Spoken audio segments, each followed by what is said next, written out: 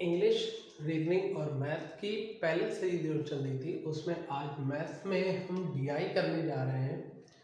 इसका एक बड़ा सा क्वेश्चन आता है अक्सर एग्जाम में और उससे कम से कम 5 क्वेश्चन अटैम्प्ट किए जाते हैं।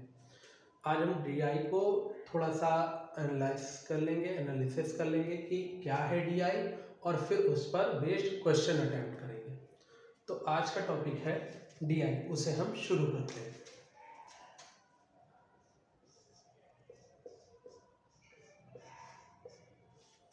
इस डीआई को डेटा इंटरप्रिटेशन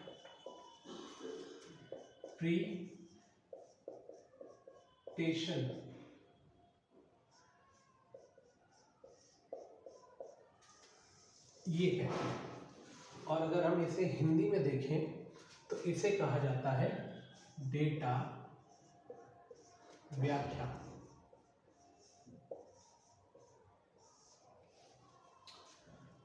डेटा व्याख्या तब की जाती है जब हमारे पास डेटा कुछ इतना हो जाए कि हमें उसको शॉर्ट में करने की ज़रूरत पड़ जाए। जो बड़ी बड़ी कंपनियां होती हैं, जैसे हम अपने घर का एक पूरा का पूरा बजट बनाते हैं कि कितना हमारा पैसा आया और उसमें से कितना खर्च किया, कितना खेलने के लिए लिया, कितना खाने पे खर्च हुआ और कितना घर का खर्च हुआ, सामान लाना या फिर कुछ भी। तो उसी तरह से जो बड़ी बड़ी कंपनियां होती हैं उनको भी अपना डेटा खर्च करने के लिए एक पूरा का पूरा बैलेंस तैयार करना पड़ता है, जिसे बैलेंस शीट भी कहा जाता है। उसमें सारा ये पूरा का पूरा आपका एनालिसिस होता है कि कितना कंपनी में पैसा आया, कितना वर्कर्स को बांटा गया, कितना कंपनी में यूज़ किया गया, कितने की चीज़ें आई और कितना बचा। इस तरह से एक पूरा का पूरा खाका तैयार किया जाता है। इसी को डेटा बोलते हैं। और इसको तैयार करने के लिए कि कितनी चीज़ें कितने में गई और कितने में आई, कितना प्रॉफिट हुआ, कितना लॉस हुआ, इन सब चीज़ों को पता करने के लिए हम डेटा इंटरप्रिटेशन करते हैं या डेटा व्याख्या करते हैं। ये डेटा व्याख्या कई तरह के होते हैं, यानी कि डेटा इंटरप्रिटेशन कई तरह के होते हैं। फिलहाल इसे तो शॉर्ट में हम डीआई कहते हैं, जो कि हमारे एग्जाम में पूछा जाता है। ये डीआई कई तरह से हमारे सामने आती है। इसी डीआई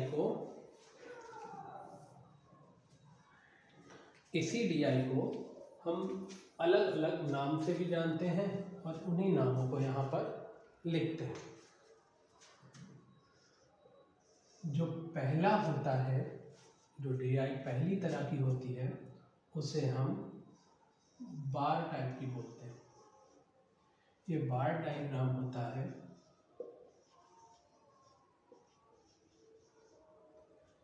जो दूसरी तरह की होती है इसे हम पाई चार्ट कहते हैं।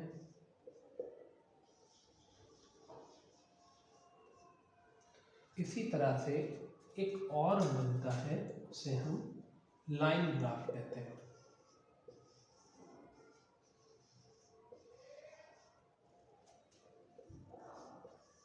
एक और होता है, इसे हम टेबल या टेबुलेशन कहते हैं।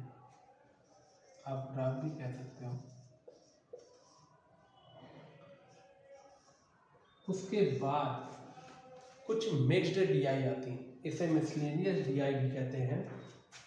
इसको हम एम डॉट डीआई लिखते हैं, मिसलेनियस या मिक्स्ड डीआई। इसमें 3 टाइप की डीआई आती है। पहली होती है केस लेट डीआई। दूसरी होती है, अगर हम इसी में और देखें तो छठे नंबर पर लिखते हैं, उसे कहते हैं रडार डीआई।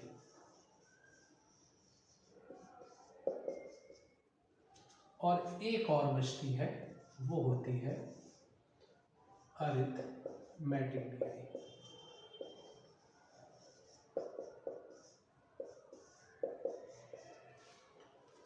जो आजकल क्वेश्चन आ रहा है, अभी एक पेट का एग्जाम हुआ था, उसमें यहाँ से मिक्स्ड डीआई के अर्थमेटिक पार्ट से क्वेश्चन उठाया गया था। ये पुराने होते जा रहे हैं और अब मिक्स्ड डीआई में एंटर करते जा रहे हैं जो भी क्वेश्चन है डीआई के। फिलहाल अब एक एक करके सबको समझ लेते हैं कि ये क्या क्या होते हैं। आप इसे लिख लीजिएगा तो याद रहेगा। अब हम सबसे पहली डीआई की बात करते हैं। पहली डीआई है बार डीआई। इसको देख लेते हैं। जो पहली डीआई है उसमें क्या किया जाएगा, आपको एक इस तरह से फिगर बना होगा और यहाँ पर ढेर सारे इस तरह से कुछ ब्लॉक्स बने होंगे। यहाँ पर नंबर होंगे 10, 20, 30, 40, 50 समथिंग। उसके बाद यहाँ पर होगा 1 या फिर ए कंपनी, बी कंपनी, सी कंपनी, डी कंपनी, ई कंपनी। उसके बाद यहाँ पर बताया गया होगा कि जो ए ब्लॉक है यानी कि इतना पार्ट, ये रिप्रेजेंट करता है 10 को, या एक लाइन 10 को करती, या फिर 10 का मतलब 1 लाख होता है। 10 का मतलब अगर है तो 1 लाख से उसका गुणा करेंगे, इसका मतलब 10 लाख है। और फिर यहाँ पर दे देगा, गिवन करेगा कि प्रॉफिट है कंपनी का, जो कि अलग अलग कंपनियों का प्रॉफिट दिखाया गया है।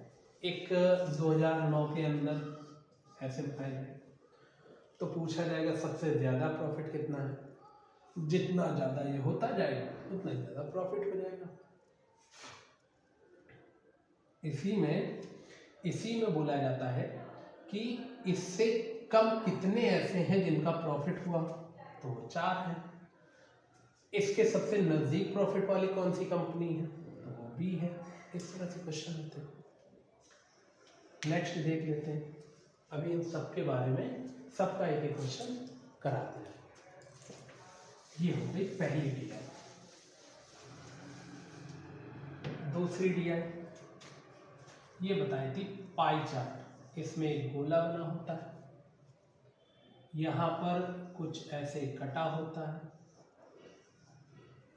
और फिर इस जगह पर आपको डिग्री दे देगा, कुछ ऐसे डिग्री दे देगा। यहाँ पर 60, यहाँ पर 60, ये 90, 80 कर लेते हैं और यहाँ पर 120, ऐसा कुछ दे देगा। सम पर मत जाइएगा, 360 से कम या ज़्यादा हो सकता है। कुछ ऐसे दे देगा। उसके बाद इस जगह पर देगा कि 180-70 डिग्री का खाना खा लो। इधर बोल देगा कि इसका खेल में खर्च कर दिया। यहाँ पर बोल देगा कि घर के अन्य खर्च हो गए, घर के खर्च हो गए। यहाँ दे देगा अन्य खर्च हो गए, यहाँ दे देगा परिवहन के खर्च हो गए। इसी जगह पर वो परसेंटेज भी ला सकता है कि यहाँ पर 70%, सॉरी यहाँ पर 50 नहीं करते, यहाँ 40% हो गया, ये 50% हो गया, ये 5% हो गया, फिर 1 हो गया, ऐसे कुछ भी कर सकता है। फिर मैं कह रहा हूँ कि इस पर परसेंटेज में मत जाएगा, 100 कम या ज़्यादा हो सकता है।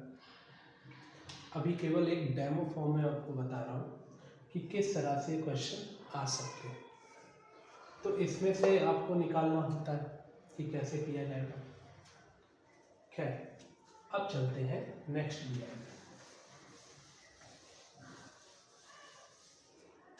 तीसरी डीआई जो बताई है वो है लाइन ग्राफ। ये कुछ ऐसे दिखाया जाता है। यहाँ पर 2007 हो गया, 2008 हो गया, 2009 हो गया। ये ऐसे ऐसे ऐसे ग्राफ टाइप का बना होता है। एक साथ में दूसरा भी हो सकता है, जरूरी नहीं है कि साथ में दूसरा हो। इसमें बताया जाता है कि 2007 में ए और बी कंपनी है दो, ए रेड लाइन से शो की जा रही, बी ब्लू लाइन से शो की जा रही, कोई डार्क कर देता है। तो बताया जाता है कि इसका प्रॉफिट जो है वो ये नेट दिखाई गया, यानी कि 2007 में इसका प्रॉफिट कितना था, यहाँ पर आपको नंबर दे दिया जाएगा कि 7% या 70 था, इसका प्रॉफिट दे दिया जाएगा 80 था, ऐसे नंबर आपको दे दिए जाते हैं। यहाँ पर ये ब्लू से कर देता हूँ,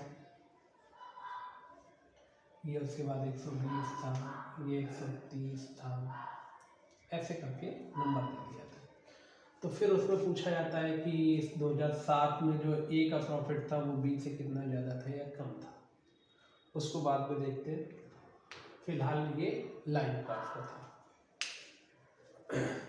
अभी आपको सभी के फॉर्मेट दिखाए जा रहे हैं, धीरे धीरे करके सबके क्वेश्चन भी इसमें करे जाएंगे। इसके बाद आता है टेबुलेशन ग्राफ। ये प्रचलित ग्राफ है जो कि ज़्यादातर क्वेश्चंस इसी से बनते हैं। उसमें एक ब्लॉक बना होता है, ब्लॉक के अंदर कुछ सन बने होंगे या फिर ABCD लिखा होगा, ऐसे करके। उसके बाद इन सबका पर्टिकुलर एक एक नंबर दिया होगा कि यहाँ पर कोई कंपनी है या कोई स्कूल है, उसमें टोटल बच्चे हैं 100, उसमें से गर्ल्स हैं 30, बॉयज़ हैं 70, और जो 18+ के हैं वो हैं 40, तो 18 माइनस के बचे 60, ऐसे कुछ अरेंज कर दिया जाएगा। बी का भी स्कूल दे दिया, सी स्कूल, डी स्कूल, अलग अलग दे दिया, फिर उससे आपसे क्वेश्चन पुटअप किए जाएंगे। इसके बाद आता है केस में। ये आपको तर्क वाले क्वेश्चन में दिख जाएंगे। ये ज़्यादातर आपका सीसेट यूज करता है। ये केसलेट क्या होता है, इसमें क्या होगा कि बोल दिया जाएगा कि ABC 3 लोग हैं, तीनों किसी कंपनी में मिक्स करके कुछ पैसा लगाते हैं। उस पैसे में से B का परसेंटेज कुछ इतना है, C का परसेंटेज कुछ इतना है, B का प्रॉफिट 60% रहता है, C का प्रॉफिट 40% रहता है। ए ना तो प्रॉफिट में रहता है ना तो लॉस में रहता है, जितना होता है उसको वापस मिल जाता है। फिर बाद में 2 कथन दिए जाएंगे। उसके बाद इसमें क्वेश्चन पुटअप किया जाएगा कि ए को कितना पैसा मिला या बी को कितना पैसा मिला, या ए ने इनिशियल में पैसा कितना लगाया था और सी का प्रॉफिट कितना हुआ, कुछ ऐसे पूछा जाता है। ये केसलेट के ग्राफ होते हैं। इसके बाद आता है अरिथमेटिक, जो कि आपका पेट में पूछा गया था। इसमें एक बढ़िया सी टेबल लगाई जाएगी, वहाँ पर कुछ गाड़ियों से रिलेटेड आया था वो क्वेश्चन। यहाँ पर ढेर सारी ऑल्टो ढेर सारी कारों का नाम था, सुजुकी, मारुति, ऐसे करके और भी कंपनियाँ थी। उसके बाद यहाँ पर उसने डीजल का खर्चा दिया था,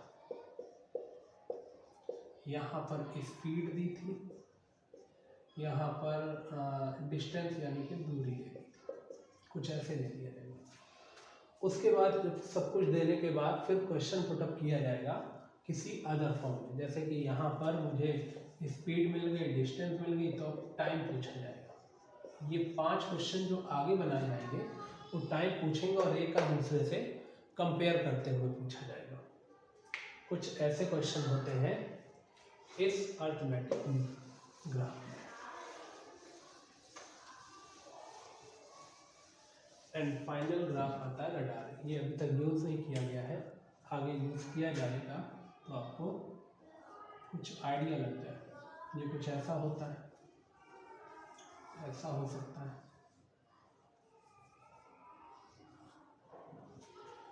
इसमें ढेर सारे ऐसे अंदर बने रहेंगे।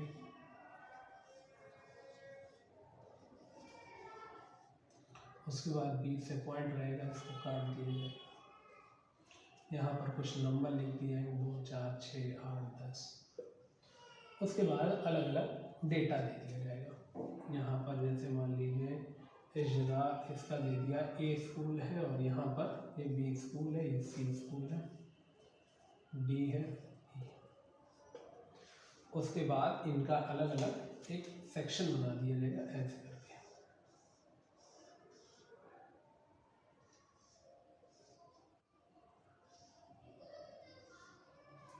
और यहाँ पर पूछ लिया जाएगा कि ए में दोनों समय में, जैसे मान लीजिए ए और बी में कितने बच्चों का अंतर है, ऐसे करके पूछा जाता है। यहाँ पर 2 ग्राफ बने, सॉरी ये नहीं आएगा, ये 2 स्कूलों के ग्राफ दिए रहेंगे। ऐसे करके पूछा जाएगा कि ए में अगर 6 बच्चे हैं और बी में अगर 2 बच्चे हैं तो ए और बी में अंतर कितना है, सेक्शन वाइज पूछा था। फिलहाल अभी तक आया नहीं है, अगर आगे आता है तो कभी इसकी भी चर्चा कर दें। फिलहाल ये अभी बहुत दूर की पड़ी है। अब हम वापस आते हैं और अपने डायग्राम में अभी एक पेट से रिलेटेड ही क्वेश्चन उठाते हैं, उसको करते हैं।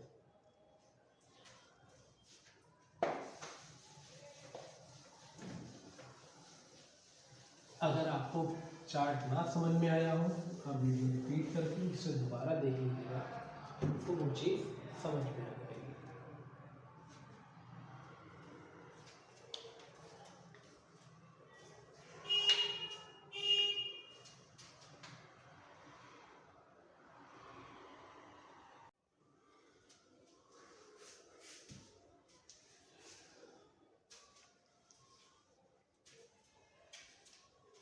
ये आपकी टेबल डी आई है, ये पेट के एग्जाम में आई थी, 4th नंबर बुकलेट थी, 1 2 3 4 होता है, और उसमें 33 से 37 के बीच में इसमें कुछ क्वेश्चन पूछे गए, 33 34 35 36 37, टोटल 5 क्वेश्चन है।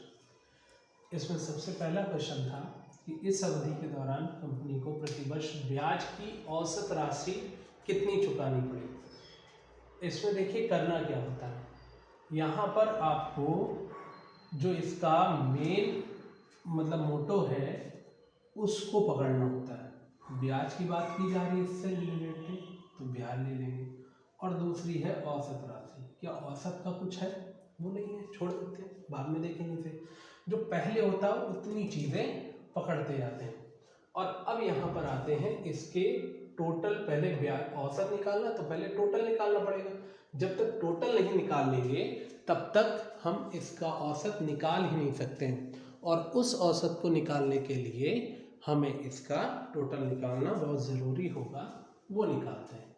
देखिए सबसे ज़्यादा यहाँ पर बात जो आती है डीआई में, वो केवल कैलकुलेशन की आती है। अगर आपकी कैलकुलेशन अच्छी है तो आप डीआई में कम टाइम ले लेंगे, सॉल्व तो सबसे हो जाएगी, लेकिन डीआई जो होती है वो केवल टाइम खाने के लिए जानी आती है। वही टाइम आपको कैसे कम करना है इसको देखते हैं। देखिए यहाँ पर आपको कुछ फंडे अप्लाई करने पड़ेंगे, मैंने बेसिक्स में पहले आपको बता दिया है, जोड़ घटाना गुणा भाग। अब यहाँ पर देखिए क्या करना होता है, हमें यहाँ पर एक चीज़ याद रखनी है, वो है 10 5 और फिर रिपीट।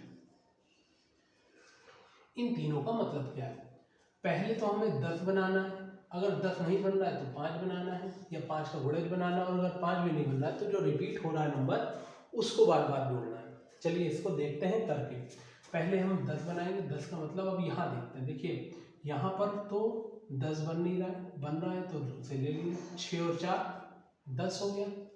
अगर ये 10 हो गया तो उसके बाद 10 और 5 15, 15 के बाद 8 आप जोड़ सकते हैं, 15 4 19 4 23 ऐसे जोड़ सकते हैं। लेकिन उससे बेहतर तरीका अभी देखिए 10 से आपको नहीं मिल रहा है तो अब आप उसे छोड़ दीजिए। हमेशा बेहतर की तलाश में रहिए, उससे जल्दी हो जाएगा। 4 4 8 और 4 12 हो गया, और ये 5 और 6 11 हो गया। अब यहाँ देखिए 12 और अगर आप 11 जोड़ेंगे तो भी टाइम हो जाएगा, तो इससे आप क्या करिए, इसको 11 ना मान करके इसको 12 कर लीजिए, -1 कर लीजिए, 12 दूनी 24 -1 हो जाएगा 23, हाँ से लग जाएगी 2। ये आप जब कई सारी डीआई लगाएंगे या कई सारी कैलकुलेशन करेंगे तब आपको ये चीज़ आएगी, इसलिए इसको तुरंत अप्लाई मत कीजिएगा देख करके, पहले कुछ अच्छे क्वेश्चन में आप प्रैक्टिस कर लीजिएगा, तब जाकर के DI में आप क्वेश्चन पेपर के टाइम इसको अटेम्प्ट कर सकते हैं। अब देखिए यहाँ पर कौन सा लगाना होगा, आपको देख के समझ में आ जाएगा कि मुझे रिपीट कौन सा लगाना है, रिपीट लगाना है, 5 लगाना है, 10 लगाना है। जैसे ही आप देखोगे तुरंत समझ में आ जाएगा। अभी मैं यहाँ पर करूँगा और आप ध्यान से केवल देखते जाइए। इस जगह देखिए, तो आप देख रहे होंगे कि यहाँ पर 3 1 4, 4 और 6 10, 10 तो ये हो गया, 9 और 2 11 ये हो गया।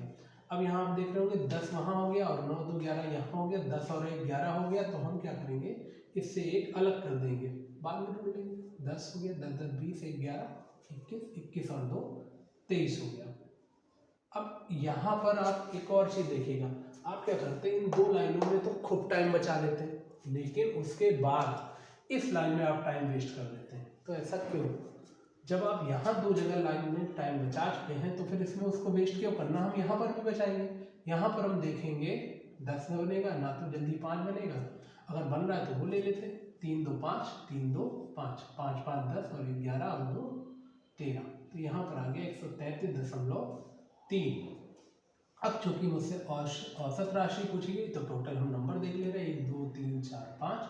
तो 133 में 0.3 में हम 5 का भाग दे देंगे। जब हम ये भाग देंगे तो ये हो जाएगा, अब इसको आप कर सकते हो, 5 दूनी 10, 3 आ जाएगा, 33 हो जाएगा, 5 6 30, 3 आ जाएगा, 3 आ जाएगा, तो एक पॉइंट हटा दीजिएगा, यहाँ पर लगा दीजिएगा 30 और फिर 6, 3 बचेगा चूँकि, तो यहाँ 0 आ जाएगा और यहाँ 30 कट जाएगा। ये आपको समझ में आ गया होगा और इसका उत्तर भी खैर यही था। तो ये इस तरह से हो जाएगा, जो पहला है 33 का आंसर हो जाएगा 26.66। अब आते हैं दूसरे क्वेश्चन पर। दूसरे क्वेश्चन के बारे में भी देख लेते हैं।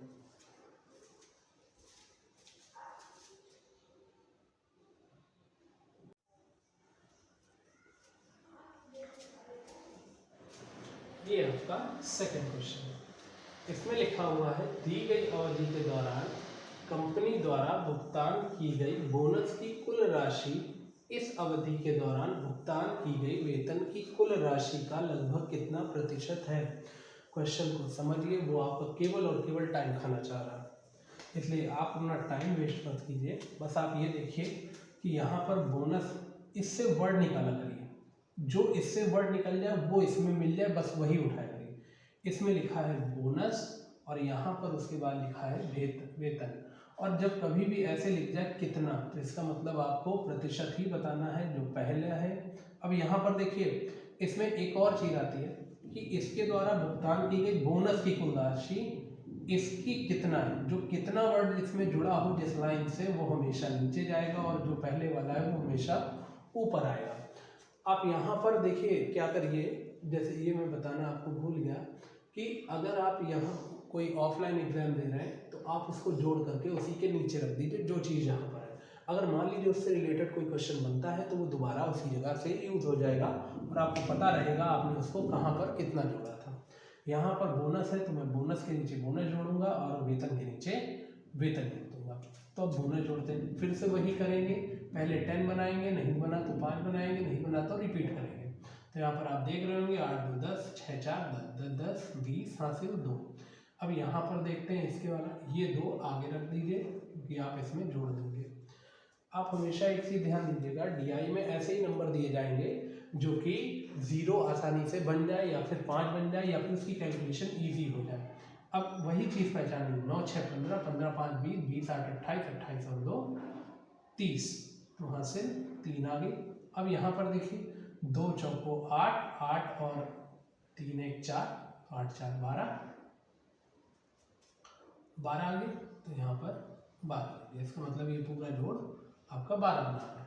और अब देखते हैं इसे, तो इस जगह पर क्या हो जाएगा, इस जगह पर देखिए, अगर आप बहुत अच्छे एक्सपर्ट हैं तो आप पीछे के पूरे नंबर ले लीजिए, 50 40 40 ऐसे जोड़ लिया। नहीं एक्सपर्ट है तो एक एक कर लीजिए, 4 है तो 4 लिख देंगे, और यहाँ पर 5 और 4 9, 9 और 6 15। अगर आप ये भी नहीं कर पा रहे तो 4 4 8 2 10, 10 हो गया, 10 और 5 15, 15 की 5 हासिल 1। अब यहाँ पर आ गए तो देखिए 3 का 3, 3 दूनी 6, 3 का 9, 9 और 9 18, 18 और 1 19, 1954 आ गया। एक और चीज़ देखिए क्वेश्चन में ध्यान से, यहाँ पर एक लगभग वर्ड लिखा है तो इसका भी यूज़ करते हैं। अब हमने बताया था बोनस पहले लिखा है तो बोनस ऊपर और कितना वाला नीचे, 1954 है, लगभग लिखा है तो 1954 जो है वो लगभग 2000 के पास का है, क्योंकि 1950 क्रॉस कर गया तो इसमें हम 2000 लिख सकते हैं।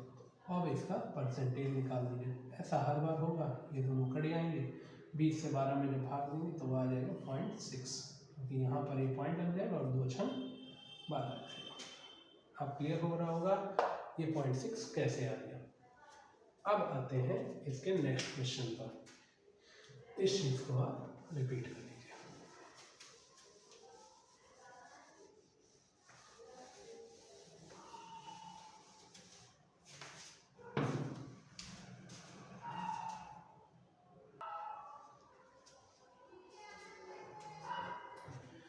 ये आपका 35 नंबर का क्वेश्चन है।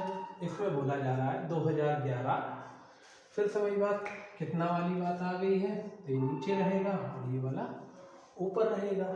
प्रतिशत पूछा गया है, प्रतिशत निकालते हैं। 2011 में कुल व्यय पूछा गया है और 2015 में कुल व्यय पूछा गया है।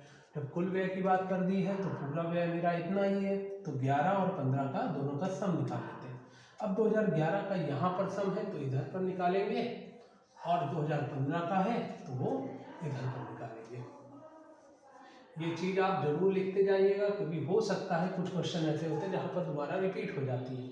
अब इनको जोड़ते हैं, इनको जोड़ने के लिए देख लीजिए, ऐसे मत जोड़िएगा क्योंकि आप जोड़ में 0 और दशमलव का कुछ गड़बड़ कर सकते हैं। फिलहाल यहाँ पर लगभग लगा हुआ है तो लगभग में आप जोड़ सकते हो, जैसे यहाँ पर लिखा हुआ है 300, लेकिन मेरी मानिए अगर आप डायरेक्ट जोड़ सकते हैं तो उसे पूरा जोड़ दीजिए, तो उससे आपको बाद में जो कन्फ्यूज़न के चांसेस हैं वो बहुत कम हो जाते हैं। 2 है, 13.4 है तो 13.4 पूरा लीजिए, क्योंकि खास नहीं है। अगर बहुत हैवी जोड़ होता तब आप इसको हटा सकते थे, केवल 13 जोड़ सकते थे।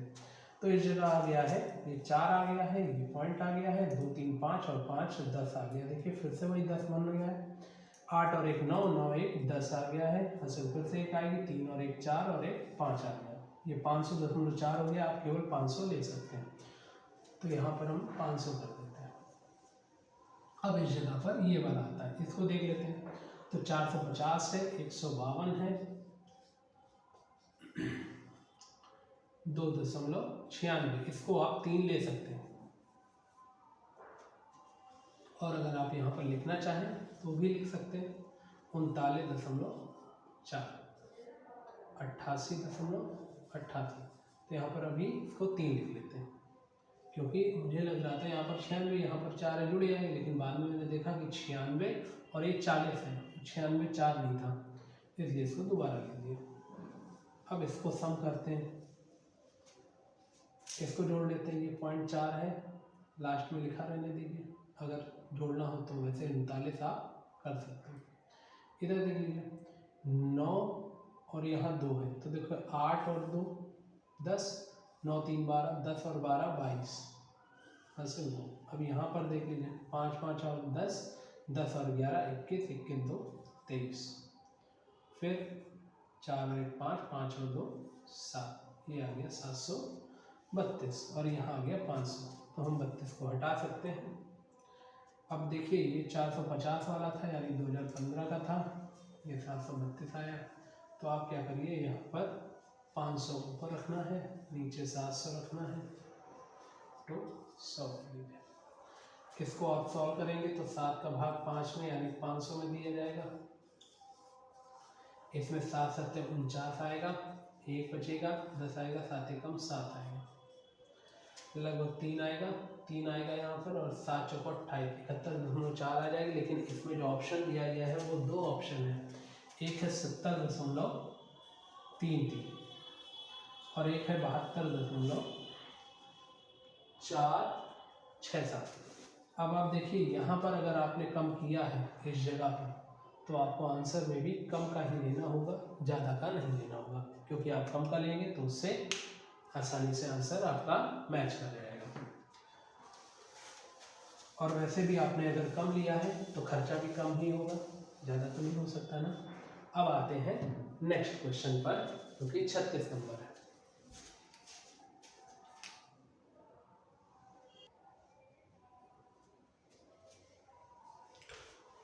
अब ये देख लेते हैं, ये 36 नंबर क्वेश्चन है। इसमें लिखा हुआ है सभी वर्षों के लिए, फिर से वही बात, इतना तो आपका टाइम बेकार करेगा, उसको छोड़ दीजिए। करों पर कुल व्यय और ईंधन और परिवहन पर कुल व्यय के बीच कर रहा है और उनके बीच का अनुपात पूछा जा रहा है। आप केवल इधर पर फोकस करिएगा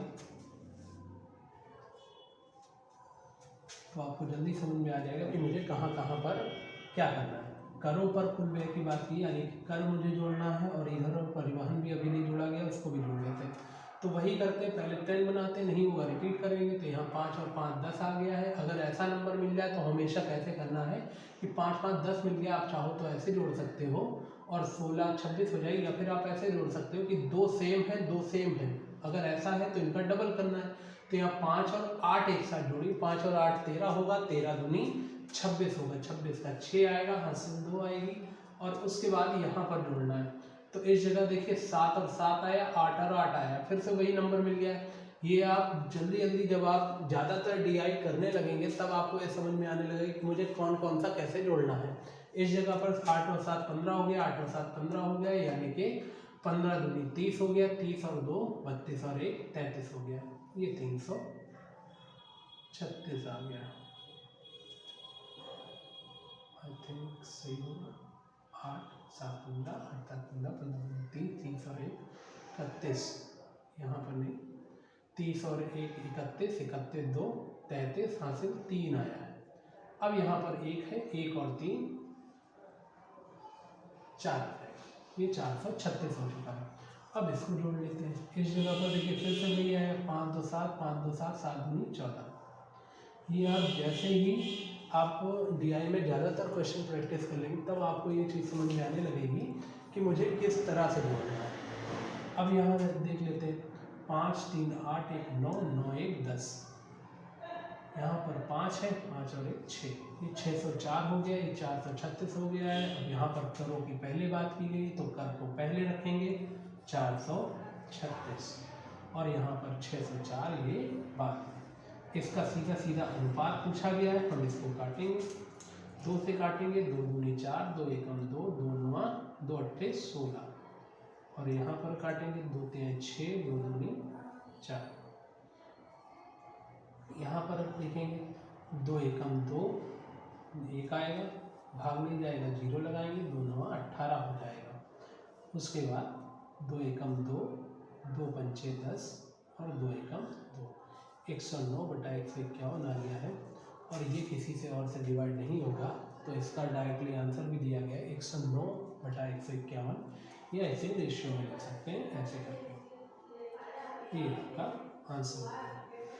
आप इसकी बारीकी समझ रहे होंगे कि मेरा केवल और केवल फोकस जोड़ने पर ही रहा है। जितना अच्छे से आप इसे जोड़ते चले जाएंगे उतना ही आप टाइम बचाते चले जाएंगे। हर एक कैलकुलेशन में आप 3 से 5 सेकंड अगर आप बचाएंगे तो आप देख सकते हैं 5 10 15 20 25 30 और 35 सेकंड आपने बचा लिए। और अगर और क्वेश्चन है तो उसमें भी आप अदर देखेंगे। अब एक और नेक्स्ट क्वेश्चन देख लेते हैं, इसका लास्ट फाइनल, ये टेबल टाइप की जो डीआई है वो फिनिश हो जाएगी आज। 37 नंबर क्वेश्चन को देख लेते हैं क्या है।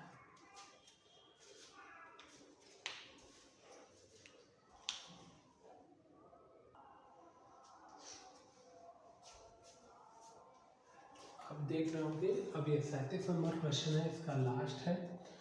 वर्ष 2013 के दौरान इन मदों पर कंपनी का कुल व्यय कितना है। अब ये कुल व्यय की बात की गई है और 2013 की बात की गई है, हम इन दोनों को देखेंगे। 2013 है, ये 524 लिखेंगे, सबको जोड़ ही देना, कुल व्यय की बात की गई। 524 से फिर 105 है, इसमें कहीं भी लगभग की बात नहीं की गई तो पूरा पूरा जोड़िएगा। 2.84 है, 31.6 है, 75 है। देखिए जोड़ते समय एक ये गड़बड़ी मत कीजिएगा कि आप रफली मुझसे कहीं भी जल्दी जल्दी जोड़ते जा रहे हैं। आप उसको लिख लीजिएगा अच्छे ढंग से, जोड़िएगा आप कितना भी रफली, सब सही होगा। यहाँ पर 4 है तो यहाँ पर 4 आ जाएगा, 8 6 14 होता है, 4 आ जाएगा, हासिल 1 आ जाएगा। इतना ही आप देख लीजिए, अगर इतने से आंसर मिल जा रहा है तो ठीक है। हाँ, इसमें एक आंसर है 738.44 लाख, यहाँ से मैच कर रहा है। फिलहाल आगे देख लेते हैं, अगर वो आंसर यही हुआ तो फिर आगे भी देख लेते हैं। वैसे आपको यहीं तक की कैलकुलेशन जरूरत थी और यहीं पे आपका आंसर आ जाता, क्योंकि और कोई ऑप्शन ऐसा नहीं है। अब यहाँ जोड़ लेते हैं, 5 5 10, 10 और 6 16, 1 17, 17 और 1 18, हासिल 7 3 10, 2 12, 12 और 1 13, हासिल 6 7, यही वाला आंसर है। इसको आप ऐसे कर सकते हैं। तो आपने अब देखा कि टेबल वाली डीआई को कैसे करना है। आप पहले तो इसी डीआई को कम से कम 3 से 5 बार कर लीजिएगा। जब आप इसे कर लेंगे तो आपको जोड़ने का तरीका पता चल जाएगा, और जैसे ही आपको जोड़ने में स्पीड तेज हो गई, आप फिर कोई भी अभी टेबल की डीआई उठाइएगा, उसे सॉल्व करने की कोशिश कीजिएगा। आप देखेंगे कि उसमें आप काफ़ी अच्छा परफॉर्मेंस कर पा रहे हैं।